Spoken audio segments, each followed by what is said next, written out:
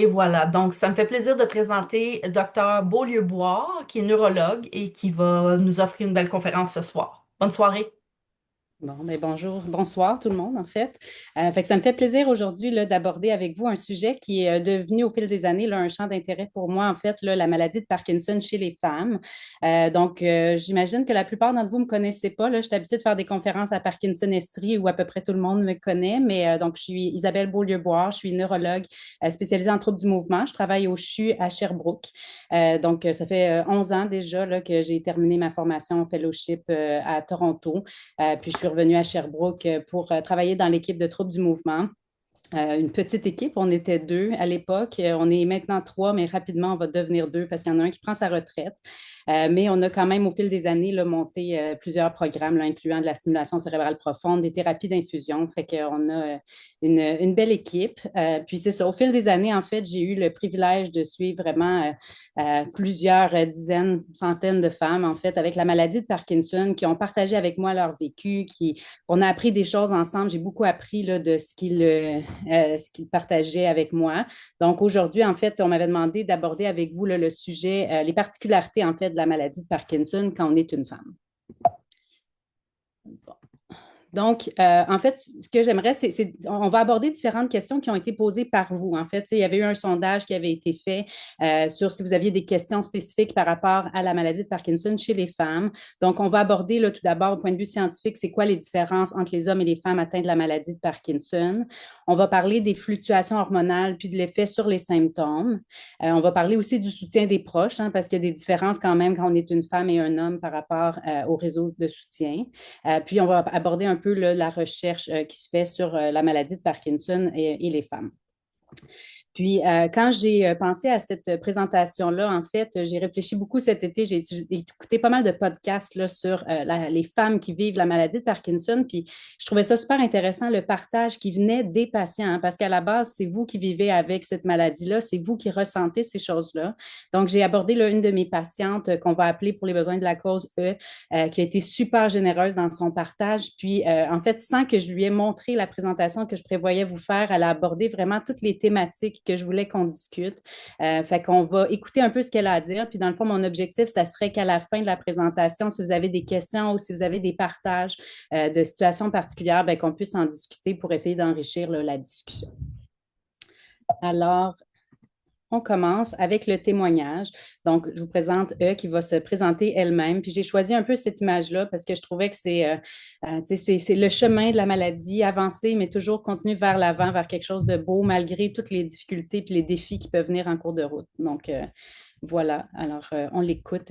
J'espère que ça va fonctionner le son. Je m'appelle E et je suis une femme ayant reçu un diagnostic de la maladie de Parkinson en approchant mes 48 ans. Est-ce qu'on peut, Isabelle, Depuis le début, il y excuse-moi, a est-ce qu'on 4 ans, peut je augmenter le réponds volume? bien à la médication. Il y a eu différents ajustements en cours de route, bien entendu. Je vais le repartir du début. Merci. Je m'appelle E et je suis une femme ayant reçu un diagnostic de la maladie de Parkinson en approchant mes 48 ans. Depuis le début, il y a 4 ans, je réponds bien à la médication. Il y a eu différents ajustements en cours de route, bien entendu. Pas trop d'effets secondaires. Règle générale, je me porte bien. Mon conjoint et moi, ben, on est ensemble depuis 33 ans et puis on a deux grands garçons, des jeunes adultes, et je travaille à temps plein.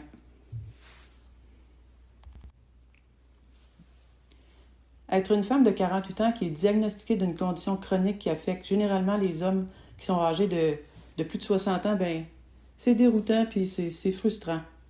On pourrait faire un parallèle, on pourrait se demander comment se sentent les hommes qui reçoivent un diagnostic de cancer du sein. Question intéressante. Hein, fait que ça, c'est quelque chose qui est souvent mentionné par les patientes, en fait, que, tu sais, bon, la maladie de Parkinson, chez les femmes, on en entend moins parler. Fait que, tu sais, bon, certains patients, bon, pas patients, mais certains collègues m'ont demandé pourquoi on parlerait spécifiquement de la maladie de Parkinson chez les femmes. Puis je pense que la grande question, c'est pourquoi on n'en parle pas plus que ça. J'ai fait le test là, en tapant dans Internet patient Parkinson. Voici les images qui me sont venues. Donc, vous voyez là, Mm. que pour la vaste majorité, ce sont des hommes âgés qui sont représentés. Quand je mets image de Parkinson, encore là, toujours des hommes âgés avec une maladie en fin de course. Puis, tu sais, en fait, c'est un des défis aussi, c'est de faire accepter cette maladie-là qui, en fait, c'est pas une maladie d'homme. On sait, oui, qu'il y a un peu plus d'hommes qui sont affectés, mais on parle, tu sais, quand même d'un ratio de 1,3, 1,5, dépendant les études. Donc, c'est quand même plus du tiers, là, même plus que ça, de femmes versus les hommes. Donc, de plus en plus, il y a des groupes là, qui essaient de changer finalement cette présentation-là avec des images qui incluent des femmes, qui incluent des gens plus jeunes aussi. Puis, on a Parkinson Canada aussi là, qui veulent réillustrer le stéréotype. Donc, il y a des images un peu médicales historiques là, de patients qui vivent au travers de la maladie avec les différents stades. Bien, ils ont fait ce même effort-là, mais avec des femmes de différentes réalités culturelles, de différents âges aussi. Puis je pense que c'est important d'en parler parce que, ben non, la maladie de Parkinson, c'est pas qu'une maladie d'homme, finalement. Puis, c'est un problème qui est identifié aussi dans la littérature scientifique. On sait que bon, la recherche en général en médecine, c'est beaucoup basé sur des hommes blancs, historiquement, mais encore maintenant, c'est difficile d'avoir des études avec une bonne représentativité femmes versus hommes, puis des différents niveaux socioculturels. Donc, il y a un article qui a été publié en 2022, puis en fait, c'est là-dessus qu'on retrouve beaucoup des données des femmes versus des hommes, parce qu'en fait, il y en a très peu, puis il y a beaucoup de besoins qui sont non comblés chez les femmes qui vivent avec la maladie de Parkinson. Puis on va essayer d'en parler aujourd'hui puis de voir comment on pourrait améliorer les choses. Donc, les questions que vous avez posées pour les différences entre les hommes et les femmes, bien, quelles sont les différences entre la maladie de Parkinson chez les femmes et les hommes? Est-ce que les femmes éprouvent plus un symptôme en particulier, par exemple la rigidité par rapport aux hommes, ou s'il n'y a pas vraiment de différence? Ou est-ce qu'il y a des symptômes ou troubles qui sont particuliers aux femmes seulement? Puis, est-ce que la maladie progresse différemment chez les femmes que chez les hommes? Donc, en fait, la littérature nous dit que, ben, oui, la maladie, elle est différente chez les hommes et chez les femmes. Donc, les femmes vont avoir statistiquement plus de tremblements que les hommes, donc vont avoir plus tendance à avoir une forme tremblante versus la forme rigide. Selon les études aussi, plus de perte de l'expressivité faciale, donc plus d'hypomimie chez les femmes que chez les hommes. Les femmes vont développer aussi plus rapidement des dyskinésies, donc les mouvements involontaires qui sont induits par la lévodopa. Il y a une partie de ça qui peut être expliquée par le fait que les femmes sont généralement en moyenne de plus petit poids que les hommes, mais ce n'est pas uniquement dépendant du poids. Donc, il y a vraiment un effet d'être une femme qui prédispose à ce trouble, cet effet secondaire-là de la médication. Les femmes vont avoir aussi plus de symptômes non moteurs qu'on appelle, donc les symptômes associés à la maladie de Parkinson, entre autres plus de troubles de sommeil, plus de syndrome des jambes sans repos, plus de problèmes au niveau urinaire, donc la vessie hyperactive, avoir besoin d'aller plus souvent aux toilettes, se lever la nuit pour aller uriner. Plus de symptômes anxieux, dépressifs par rapport aux hommes, plus de fatigue, plus de difficulté à se motiver, puis plus de douleur. Donc, on voit que c'est quand même des symptômes qui peuvent être très, très invalidants au niveau de la qualité de vie, puis qui sont parfois pris en charge différemment au niveau des symptômes par rapport aux différents symptômes. Donc, c'est important de reconnaître quand même qu'il y a des différences. Mais bon, là, je vous ai mis toute une liste de plus de, mais il y a quand même certaines choses qui sont moins fréquentes chez les femmes. Entre autres, un peu moins de symptômes digestifs. Donc, on pense à la constipation, problèmes de digestion. Bien qu'évidemment, il y a quand même une grande proportion des femmes qui vont avoir ces symptômes-là également. Il y en a un peu moins en proportion. Puis, une des bonnes nouvelles, bien, moins de troubles cognitifs, moins d'hallucinations. Donc, on sait que les hommes vont être plus à risque de développer ces complications-là et moins de progression rapide chez les femmes. Donc, évidemment, la maladie progresse autant chez les hommes que chez les femmes, mais il y a une proportion plus élevée d'hommes qui vont avoir une progression rapide et les femmes vont avoir tendance à avoir statistiquement une progression plus lente que les hommes. Donc, il y a quand même des bonnes nouvelles là-dedans malgré tout. Quand on regarde la réponse au traitement, ben, il n'y a pas encore de guide directeur qui nous dit qu'on devrait traiter différemment les femmes des hommes. Par contre, on voit qu'elles répondent un peu différemment au traitement. Donc, je vous ai mentionné qu'il y avait plus de dyskinésie, mais on voit aussi que les fluctuations motrices, donc les périodes on et off, ont tendance à survenir plus précocement chez les femmes que chez les hommes. Donc, ça, c'est une différence qu'on s'explique difficilement encore.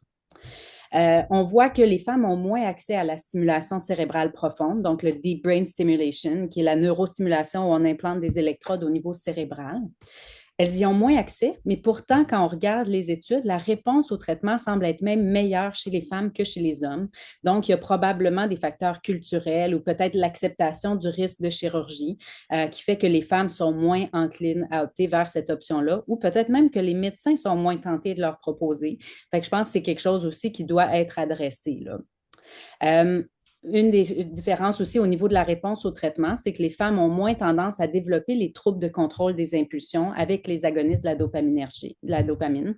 Donc, les agonistes dopaminergiques, en fait, c'est des médicaments qui peuvent prédisposer à avoir des troubles de contrôle des impulsions comme le jeu compulsif, des pulsions sexuelles, des pulsions alimentaires, des achats compulsifs. Et le fait d'être un homme prédispose beaucoup à ces complications-là. Donc, il y en a un peu moins chez les femmes. Il y a quelques autres particularités. Quand on regarde les hommes et les femmes, bien, on voit que le risque d'ostéoporose est plus élevé chez les femmes atteintes de la maladie de Parkinson versus chez les femmes qui n'ont pas la maladie de Parkinson. Est-ce que c'est des facteurs alimentaires? Est-ce qu'il y a quelque chose au niveau osseux? On ne le sait pas, mais il y a certaines lignes directrices qui mentionnent qu'on pourrait peut-être dépister plutôt l'ostéoporose avec une ostéodensitométrie ou peut-être être plus agressif sur le traitement avec le calcium, la vitamine D en prévention de l'ostéoporose. Donc, ça, c'est peut-être une chose là, à discuter avec votre médecin de famille si vous en avez un. Puis, on sait aussi qu'il y a plus de risques de dysfonction du plancher pelvien. Donc, les femmes, bon, qui évidemment ont accouché ou même des femmes qui n'ont pas porté d'enfants, mais qui, au fil des années, ont une descente là, des organes, descente de vessie, puis qui peuvent noter là, plus de difficultés à retenir les urines, ben, on voit que c'est plus fréquent chez les femmes atteintes de Parkinson que chez les femmes du même âge. Donc, probablement qu'il y aurait un intérêt là, à référer plus rapidement en physiothérapie périnéale pour faire des exercices de renforcement du plancher pelvien, puis améliorer ces symptômes-là. Donc, ça résume un peu les différences entre les hommes et les femmes. Ça, c'est ce que la science nous dit. Mais évidemment, ce qu'il faut savoir, c'est que chaque personne est différente. Donc, si statistiquement, c'est ce qu'on voit, mais ça ne veut pas dire que chaque femme individuellement va avoir ces caractéristiques. On va revenir au témoignage pour maintenant parler un peu de l'aspect hormonal avec les symptômes de la maladie de Parkinson. Il y a plusieurs symptômes communs entre la périménopause et la maladie de Parkinson. Avant d'être diagnostiquée, je souhaitais tellement que les symptômes que j'avais soient liés à la périménopause. En même temps, fallait que je me rende à l'évidence que d'avoir de la difficulté à marcher ou d'écrire de plus en plus petit, ce qu'on appelle la micrographie, ça n'avait rien à voir avec la périménopause. Au fil des mois, en apprenant à vivre avec la maladie puis à composer avec la fluctuation des symptômes, je me suis rendu compte qu'il y avait un genre de cycle mensuel dans la manifestation des symptômes. Et là, j'ai commencé à me questionner d'un lien potentiel entre cette fluctuation-là et les phases de mon cycle menstruel. Alors, j'ai tenu un journal quotidien qui combinait ces informations. Puis les récurrences qu'on a pu voir d'un mois à l'autre étaient claires. Et ça l'a permis à ma neurologue de me référer en gynécologie à ce sujet-là. Puis, ça a aussi permis à ma gynécologue par la suite de me proposer un plan de traitement qui a vraiment aidé à diminuer la fluctuation des symptômes parkinsoniens dans mon quotidien. Puis ça fait un peu plus de 2 ans.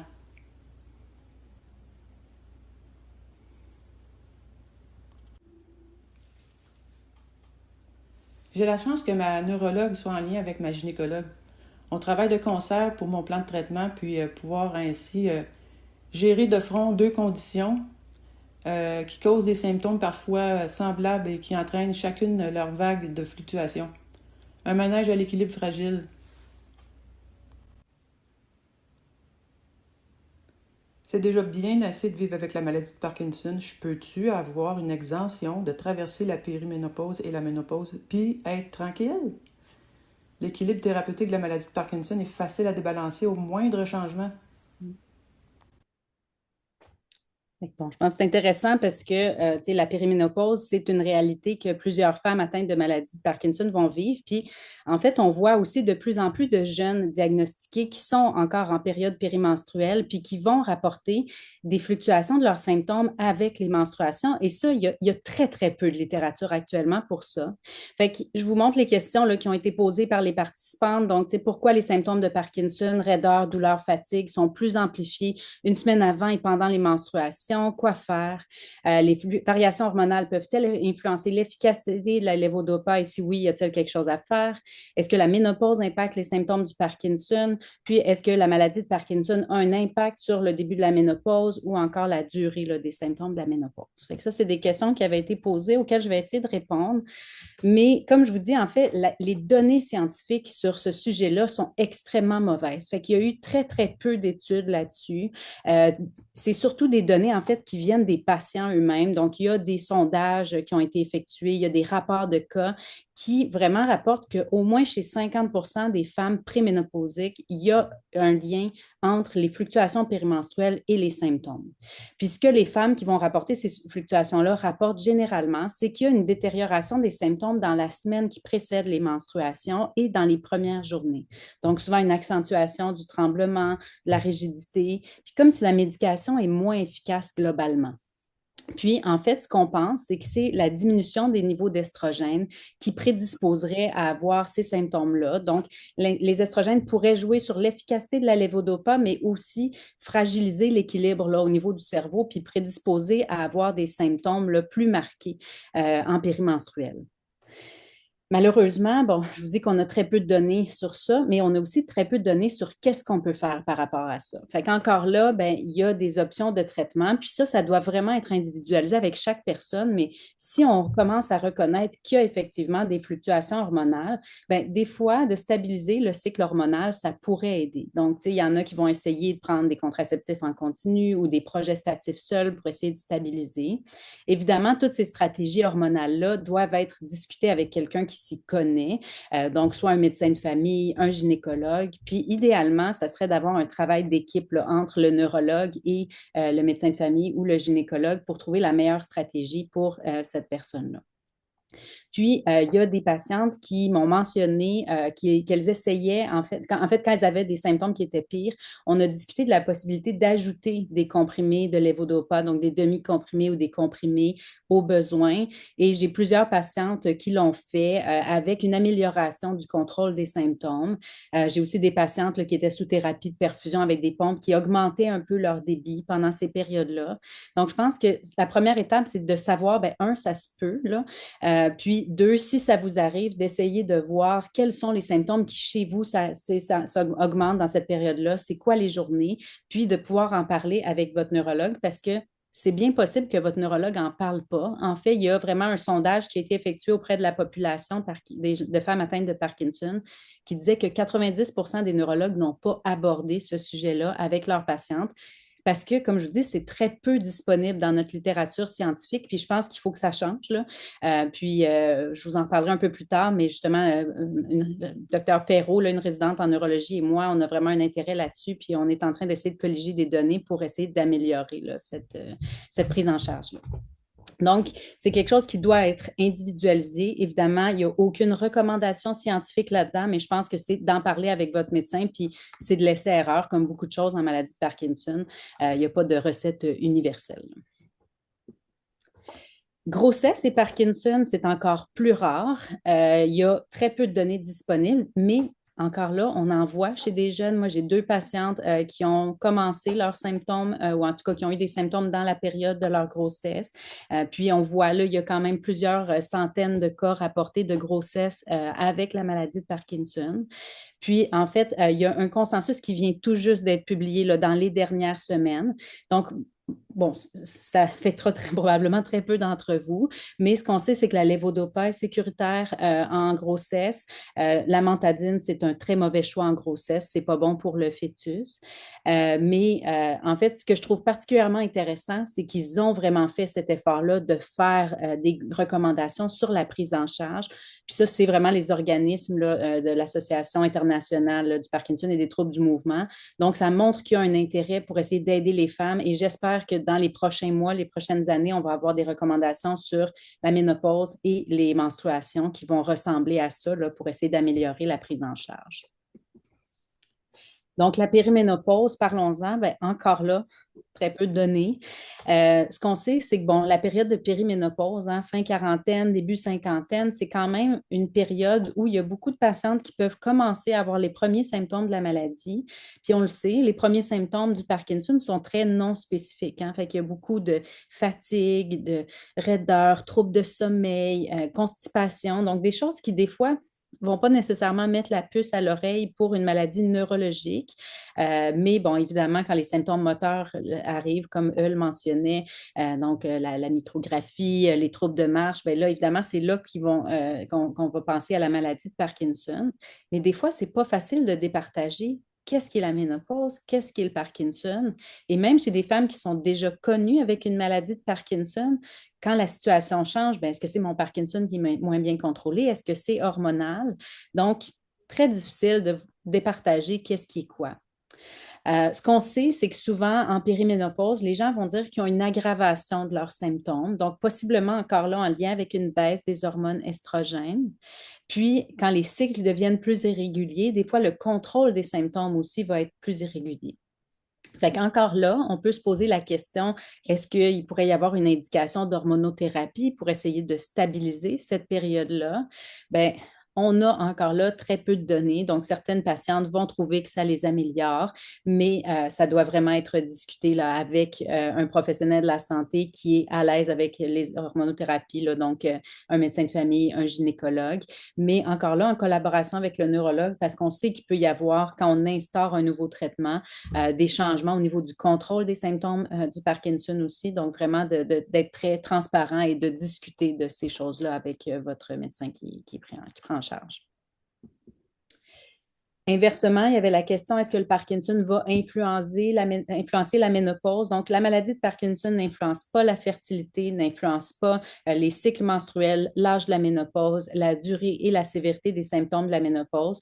Donc, c'est plutôt le fait d'avoir un débalancement hormonal qui va affecter le Parkinson et non l'inverse.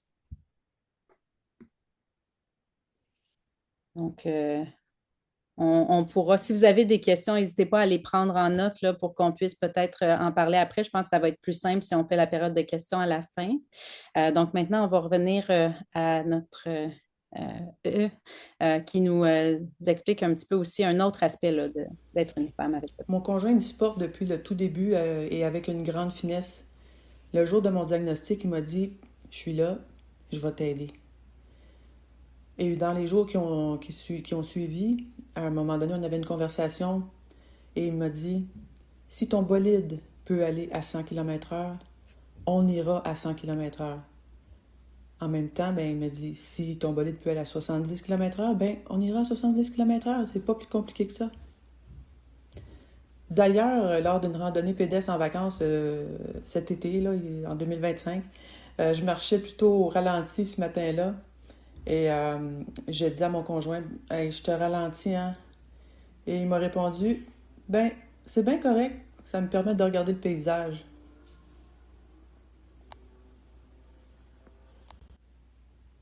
J'ai apprécié que nos deux garçons habitent avec nous pendant leurs études supérieures.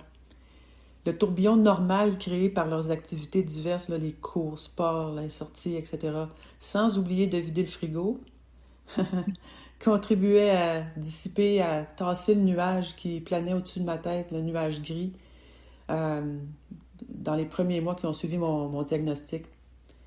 Puis, la vie continue, hein? On s'adapte, on s'ajuste et on remplit le frigo. Donc, ben, ce qu'elle rapporte avec beaucoup d'humour, là, c'est un peu le soutien de ses proches, hein. Puis, il y a plusieurs questions qui avaient été posées là, par les patientes à ce sujet-là. Puis, je pense que c'est un point qui est très pertinent là, parce que, bon, comme mentionné, étant donné que les femmes ont souvent un rôle d'aidante naturelle, c'est souvent elles qui ont la tâche de s'occuper des responsabilités de la famille. Croyez-vous que les femmes souffrant de Parkinson sont bien soutenues par leur entourage autant que les hommes? Puis, avez-vous des conseils pour sensibiliser notre conjoint à cette nouvelle réalité quand c'est nous qui s'occupait de tout, épicerie, rendez-vous, cuisine, etc., avant la maladie? Donc, je pense que c'est une réalité, malheureusement, encore en 2025, de beaucoup de femmes, hein, d'avoir la charge mentale. Je pense que les hommes essaient de plus en plus de s'impliquer, mais ça reste quand même une réalité de beaucoup de femmes. Puis ça, ben, on a des données scientifiques là-dessus, effectivement. C'est bien prouvé là, que les femmes atteintes de la maladie de Parkinson vivent plus de détresse psychologique que les hommes, ont plus d'atteintes de la qualité de vie quand on regarde sur des questionnaires standardisés, ont plus tendance à avoir une image négative d'elles-mêmes, une tendance à minimiser les symptômes, puis ont davantage le sentiment de ne pas être entendues.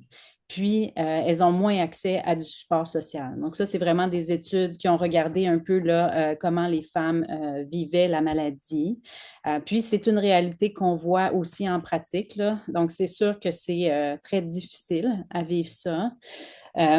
Puis, bon, je pense qu'il n'y a pas de solution magique. Donc, comment améliorer la situation, tu sais, qui avait été une question posée, bien, je pense que la clé, en fait, ça passe par la communication, hein. Fait que, tu sais, les gens qui sont aidants naturels de femmes ou d'hommes atteints de maladie de Parkinson veulent souvent bien faire, mais des fois, ne savent pas exactement comment faire les choses. Fait que je pense que c'est bon de verbaliser vos besoins et vos attentes. Donc, est-ce que vous voulez que la personne vienne rapidement vous aider si vous êtes en difficulté ou vous préférez que la personne vous laisse faire les choses puis soit là en soutien si vous avez besoin? Est-ce qu'au contraire, vous avez vraiment besoin que la personne soit plus proactive, donc valide avec vous si vous avez des questions? Donc, je pense que c'est important d'en parler avec votre réseau de soutien puis de nommer les émotions que vous ressentez par rapport à la maladie. Évidemment que c'est difficile de recevoir un diagnostic, puis ça, bon, évidemment, autant que pour les hommes que pour les femmes, mais d'être capable de nommer comment on se sent, puis quand il y a des difficultés dans le quotidien, d'être capable d'en parler aussi. Je pense qu'une des choses que les femmes encore maintenant ont de la difficulté, c'est de prendre soin d'elles-mêmes. Donc, les femmes ont souvent tendance à prendre soin de tout le monde autour, puis plein d'hommes aussi, je ne veux pas généraliser, mais je pense que c'est important de ne pas s'oublier aussi avec la maladie, donc de continuer de trouver des moments pour soi, des moments de bonheur malgré les tâches quotidiennes, le travail pour celles qui sont encore sur le marché du travail, la maison, la nourriture, etc., de trouver des activités qui vous plaisent à vous, puis de trouver du temps pour soi, pour se retrouver, puis pour être capable de souffler un peu, pour ne pas se laisser définir par la maladie finalement. Pour l'organisation, bien évidemment que, encore là, si on a un partenaire qui est capable, un ou une partenaire qui est capable de communiquer puis d'aider dans le soutien quotidien, bien, ça peut aider, mais d'avoir des outils aussi pour l'organisation. Donc, d'utiliser des rappels, de mettre des alarmes sur le téléphone intelligent, utiliser un calendrier familial, un agenda. Donc, tu sais, d'essayer d'utiliser des outils pour essayer de se simplifier la vie. Puis de mettre ses limites. Fait que s'il y a des choses qu'on n'est plus capable de faire, ben, d'avoir peut-être l'humilité de dire, OK, là, j'ai besoin d'aide, puis ça, je ne peux plus le faire. Puis, tu sais, j'ai beaucoup de femmes qui m'ont partagé des réalités, tu sais, qui étaient difficiles de s'occuper d'un parent malade, puis là, ils sont elles-mêmes face à des difficultés, puis ils doivent mettre un frein de ce côté-là, puis demander l'aide des frères et sœurs ou des parents de jeunes enfants qui doivent, tu sais, qui ont de la difficulté à s'occuper d'eux. On peut imaginer, tu sais, la routine du soir avec des enfants de 4-5 ans, d'être, tu sais, pris à faire ça quand le conjoint travaille, ben, d'être capable d'aller demander de l'aide, puis de mettre des limites. Fait que je pense que ça, c'est important. Puis, tu sais, on devrait tout faire ça, honnêtement, mais avec la maladie, ça rajoute quand même une coche de plus. Donc, de ne pas hésiter à nommer quand c'est trop. Puis, bien évidemment, d'aller chercher de l'aide. Donc, tu sais, avec Parkinson Québec ou toutes les associations régionales, donc Parkinson Montréal-Laval, nous, dans la région, on a Parkinson Estrie. Ils ont plein de ressources qui peuvent être vraiment personnalisées, individualisées. Puis, tu sais, d'aller chercher de l'aide aux besoins avec des psychologues, des travailleurs sociaux. Puis, il y a beaucoup de groupes de soutien aussi, parfois en ligne ou en personne. Puis, je sais que nous, à Parkinson Estrie, ils font du parrainage. Des fois, ils jumellent deux personnes. Je ne sais pas si c'est quelque chose qui se Oui. fait aussi. Oui, j'en joue un hochement de tête. Mais fait que des fois, tu sais, les gens ne sont pas nécessairement prêts à aller dans un grand groupe partagé avec 100 personnes, mais des fois, d'avoir une ou deux personnes à qui on est capable de ventiler, ça peut aider beaucoup. Puis trouver des fois des stratégies là, pour être capable de fonctionner dans le quotidien. Je pense que c'est important de retenir que vous n'êtes pas seul. Tu sais, il y a beaucoup de gens qui font face à ça, mais chacun de leur coin en silence. Fait que le pouvoir du groupe est toujours aidant. Donc, de ne pas hésiter à en parler. Puis, en termes de recherche, donc, les gens me demandaient, bon, est-ce qu'on cherche des gens pour participer à la recherche autour de la question concernant la maladie de Parkinson et des femmes? Bien, malheureusement, il y a très peu de recherche chez les femmes. Puis, en fait, ça vient de deux aspects. Donc, il y a moins d'implication des femmes en recherche, à la fois les chercheuses, mais les patientes aussi.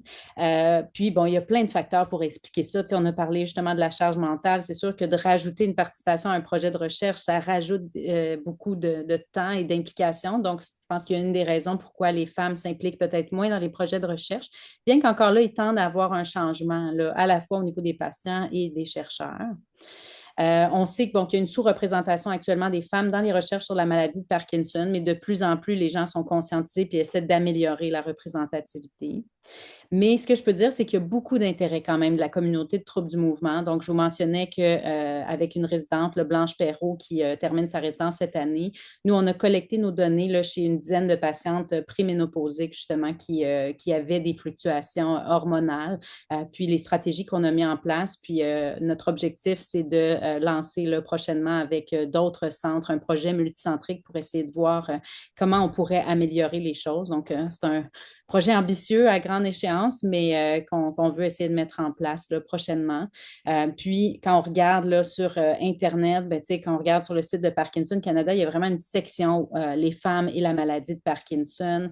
Il y a un groupe aussi, là, le Women's Parkinson's Project, qui est des femmes, en fait, vivant avec la maladie de Parkinson, qui se sont regroupées, puis qui essaient d'améliorer justement l'accès, puis qui étaient à l'origine du sondage là, de plus de 100 patientes là, sur les symptômes associés à la maladie de Parkinson.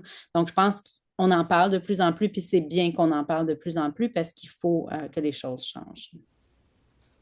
On va terminer. Je crois comprendre que les estrogènes régissent pas mal de choses dans le corps. Il y a sûrement des liens à faire entre le fonctionnement des hormones féminines et la maladie de Parkinson. On pourrait-tu accentuer et accélérer la recherche et le partage des connaissances sur cette condition chronique du côté féminin? Ça ouvrirait sûrement des pistes pour traiter le Parkinson chez les hommes aussi, pourquoi pas? Je finis avec ceci. J'ai donné des noms sympathiques et symboliques à mes différents médicaments. Est-ce que c'est une caractéristique féminine que de faire ça, ou c'est juste un peu quétaine? Peu m'importe. Ça me fait sourire et ces pilules, ben, c'est mes alliés pour avancer dans mon parcours obligé, en attendant qu'on puisse trouver des solutions pour guérir. Donc, je pense que c'est ce message d'espoir-là, encore une fois, de dire, ben oui, la maladie est là au quotidien, mais on essaie de prendre ça avec humour. Puis c'est pas toujours facile, évidemment, mais d'essayer de continuer à avancer. Puis effectivement, en espérant qu'éventuellement, on va avoir un traitement pour guérir la maladie, en plus de ce qu'on a pour soulager les symptômes actuellement. Donc, voilà. Fait que comment améliorer les choses? Qu'est-ce que vous pouvez faire? Mais je pense que d'apprendre à se connaître soi-même. Fait que je vois chez certains de mes patients qu'ils ils connaissent leurs symptômes, ils connaissent quels sont mes symptômes de on, quels sont mes symptômes de off, c'est quoi mes symptômes non moteurs. Donc, c'est d'essayer de vous connaître vous-même et de partager ça avec votre médecin. C'est super important parce que moi, je ne peux pas aider quelqu'un si je ne sais pas exactement quels sont les symptômes. Donc, je pense que la première chose, c'est d'être capable de bien se comprendre soi-même et de bien pouvoir expliquer à votre médecin quels sont vos symptômes et quelles sont les choses que vous voulez améliorer. Pour les femmes qui sont avant la ménopause, qui ont encore un cycle menstruel, ben, prendre conscience que oui, ça se peut qu'il y ait des fluctuations, puis peut-être essayer de faire un calendrier avec les fluctuations hormonales. À cet effet-là, il y a une application qui a été créée par le groupe de femmes, le Women's Parkinson Project, qui s'appelle My Moves Matter. C'est une application qui peut se trouver en ligne. Elle est gratuite. Je l'ai téléchargée tout à l'heure, là, mais bon, je pense qu'il faut se connecter. Fait que je ne veux pas faire de pub pour eux, je ne les connais pas, mais c'est une application. Puis, il y a différentes autres applications aussi. Le Parkitrack, là, qui a été fait par Parkinson Québec. Puis, des fois, juste d'avoir un journal avec un calendrier. J'ai des patientes qui m'arrivent avec un Excel, là, avec des dates et tout ça, d'autres qui amènent leur calendrier papier. Fait que je pense d'apprendre à vous connaître puis de partager ça avec votre médecin, c'est ce qui va aider le plus à faire avancer. Puis quand j'écoutais des podcasts, il y a une femme, en fait, une neurologue qui mentionnait, si vous arrivez à l'avance en disant j'aimerais ça qu'on parle des aspects hormonaux dans mon rendez-vous, ben, si ça ne fait pas partie de l'agenda de votre neurologue, il n'a peut-être pas compté ça dans le temps si on veut du rendez-vous. Fait que si c'est quelque chose qui vous préoccupe, parlez-en d'emblée en ouvrant le sujet, de dire ben, j'aimerais ça aujourd'hui qu'on aborde ça. Puis peut-être que votre neurologue ne sera pas à l'aise d'en parler, mais il va faire des recherches. Puis, tu sais, je pense, vous aussi, vous avez votre rôle d'annoncer ce que vous souhaitez améliorer. Donc, de ne pas hésiter là, à discuter avec votre médecin de vos préoccupations. Voilà. Alors, ça fait partie un petit peu de ce que je voulais partager avec vous. Puis, je serais très intéressée s'il y a des questions à y répondre. Avant de passer aux questions, merci, merci beaucoup. Beaucoup d'informations très claires et pertinentes, certainement. Je vais juste cesser l'enregistrement pour permettre aux femmes de poser leurs questions en bonne et due forme. Merci pour la présentation.